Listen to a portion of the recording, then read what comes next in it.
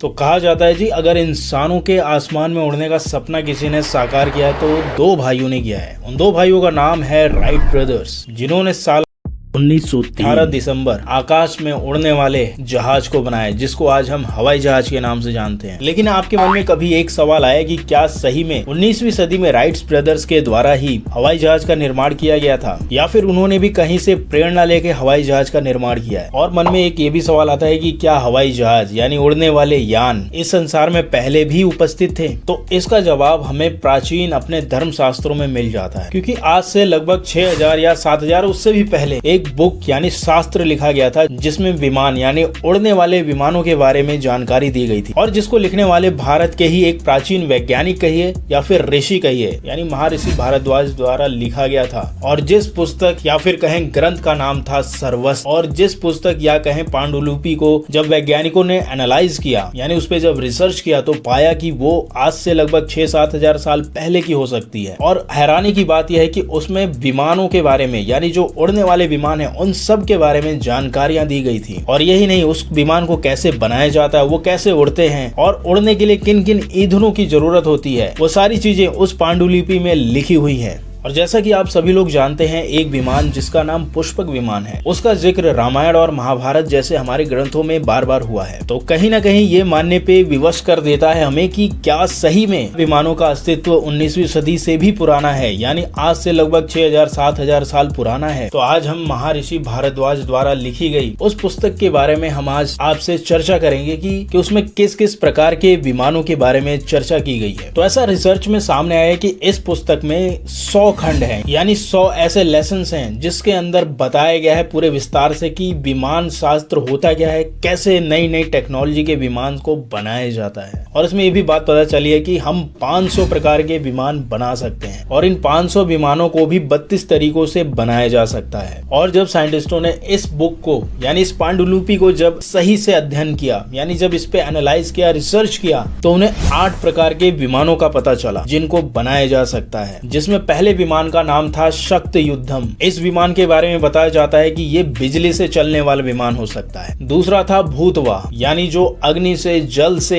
वायु से चल सके। तीसरे तरीके का जो विमान था वो था धूमयान, यानी जो गैस से चलने वाला विमान हो। चौथे तरीके का विमान है शीकोधम, जो तेल से या फिर पारे से चलने वाला विमान था। पांचवा था अंशवाह, जो सूर्य की किरणों से यानी सौर ऊर्जा से चलने वाला विमान। छठा था तारमुख, जो चुंबक से चलने वाला विमान हो सकता है। सातवां था मणिवाह, जो चंद्रकांत, सूर्यकांत, मणियों से चलने वाला विमान। और आठवां जो विमान था वो मरुत्सखा विमान, यानी जो केवल वायु से चलने वाला विमान हो सकता है। तो ये वो विमान थे जो इन सब ईंधनों से चला करते थे। और आप सोच सकते हैं ये जितने भी तरीके के विमान थे यानी जो इनमें ईंधन पड़ता था, ये सारे के सारे साइंटिफिक हैं, यानी इसमें कोई तंत्र मंत्र विद्या का खेल नहीं था। ये पूरी तरीके से साइंटिफिक चीजों से ही चलते थे। और इन सब तरीकों से चलने वाले विमानों पे आज के समय में रिसर्च भी हो रहे हैं। तो हम इंडियन भले ही इन सब चीजों को मिथ माने, लेकिन जो वेस्ट के साइंटिस्ट हैं वो इन सब चीजों को समझते हैं, उस पे रिसर्च करते हैं और उसको प्रूफ भी करके दिखाते हैं। और फिर बाद में हम लोग उनकी बातों को सच मान लेते हैं, जो कि हमारे धर्म ग्रंथों में वो सारी बातें लिखी हुई हैं। तो भाई और बहनों, ये तो वो 8 तरीके थे जिनकी वजह से विमान चला करते थे, यानी आप मान सकते हैं ये वो 8 प्रकार के ईंधन थे जिनकी वजह से विमान फ्लाई करते थे। और इस पांडुलिपि या कहें पुस्तक में वैसे तो 56 प्रकार के विमानों के बारे में बताया गया है, लेकिन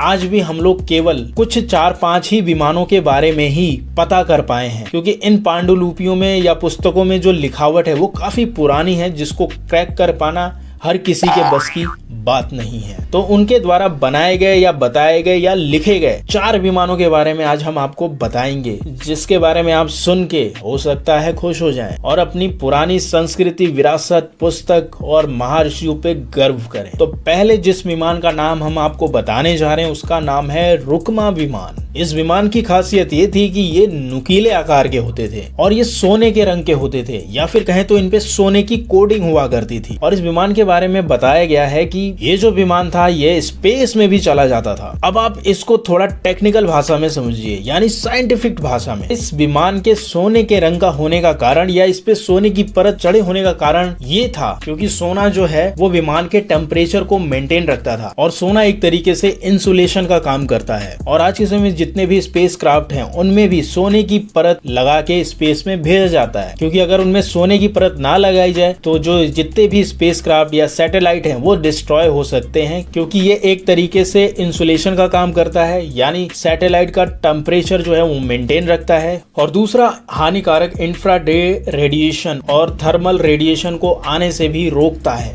और जो दूसरे विमान के बारे में जानकारी मिलती है उसका नाम था सुंदर विमान। ये दिखने में सुंदर नहीं था, इसका नाम सुंदर विमान था और इसका जो आकार था वो आज के जमाने के रॉकेट की तरह था। और जो तीसरा विमान था उसको कहा जाता है त्रिपुर विमान, यानी जो 3 मंजिला थी, यानी जिसमें 3 फ्लोर थे। ये उस जमाने की सबसे हाईटेक विमान हुआ करती थी और हो सकता है उस जमाने में वो क्लास के हिसाब से बनी हो, जिस तरीके से आज के समय में होता है, मिडिल क्लास, अपर मिडिल और लग्जूरियस। और चौथा जिसका नाम दिया गया शकुन विमान, और इस विमान के बारे में कहा जाता है ये पक्षियों के आकार वाला विमान था, यानी जो इसकी बनावट थी वो पक्षियों की तरह थी। और कहा जाता है इन सब विमानों की स्पीड जो थी वो आज के विमानों से बहुत ज्यादा थी, लेकिन कितनी ज्यादा थी इसके बारे में कोई सबूत नहीं मिलता, ये एक प्रेडिक्शन की जाती है। और इन सब विमानों के बारे में कहा जाता है कि हर परिस्थिति, काल और समय के अनुसार ये बदल जाते थे। जिस तरीके से आज के समय में पैसेंजर विमान अलग होता है, फाइटर विमान अलग होता है और हेलीकॉप्टर अलग होता है, उसी तरीके से ये विमान भी थे, यानी जो युद्ध के लिए अलग विमान यूज होते थे, कहीं आने जाने के लिए अलग विमान यूज होते थे, जैसे कि रावण का एक पुष्पक विमान। तो खैर ये तो थोड़ी सी जानकारी थी हमारे पुराने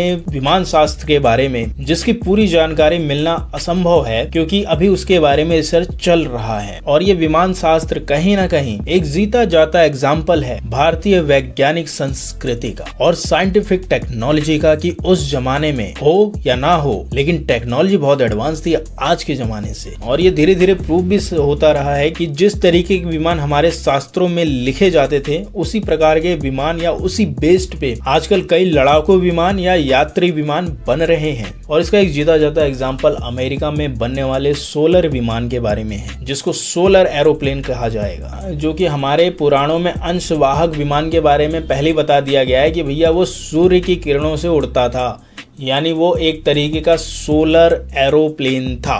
तो खैर भाइयों और बहनों, आपको ये जानकारी अच्छी लगी तो हमारे चैनल को सब्सक्राइब करिए, बेल आइकन हिट करिए ताकि हम फिर आए। तब तक के लिए बाय बाय, नमस्कार।